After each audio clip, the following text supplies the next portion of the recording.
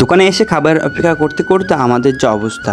So hey everyone, তো দেখতে পাচ্ছ আমাদের বাড়িতে কতগুলো প্যারা। এগুলো প্যারা আমাদের বাড়িতে একটা আগে ছিল না। মা প্যারা আর পাখিদের খুব ভালোবাসে, তাই হয়তো দেখতে পাচ্ছ এতগুলো প্যারা আমাদের বাড়িতে। তো দুপুরে চলে আসলাম আমাদের পার্সেল ওপেন করলাম। দেখতে পাচ্ছ কত সুন্দর প্যাকিং করে দিছে। বাড়ির পাশে একটা বৌদি আমার মোবাইল দিয়ে অর্ডার করছিল, তো ফ্লিপকার্ট থেকে অর্ডার আসলো। কারণ অনেক সময় দেখবা তোমার ফ্লিপকার্ট অ্যামাজন থেকে অনেক ফেক পার্সেল চলে আসে। তোমার অর্ডার করবা মোবাইল, কিন্তু আসবে সাবান অন্য কিছু। তাই তাদের আনবক্সিং করে নিলাম, দেখো মোবাইল কত সুন্দর দেখতে। তোমরা সবাই এইভাবে মোবাইল অর্ডার করলে আনবক্সিং করে নেবা। তো রাত্রে চলে আসলাম বাজারে, আমাদের বাড়ি থেকে মাত্র 500 মিটার দূরে। বাজারে আমরা প্রত্যেকদিনই আসি, এখন বাজে রাত 8টা, তবু দেখো কত লোকের ভিড়, এখনও ভিড় কমেনি দেখো। তারপরে চলে আসলাম আমাদের মেন উদ্দেশ্যে খাবার। আমরা মেন কথা, আমরা খাওয়ার জন্য এখানে বাজারে আসি। তো তাড়াতাড়ি চাউমিন টাউমিন খেয়ে নিলাম আমরা।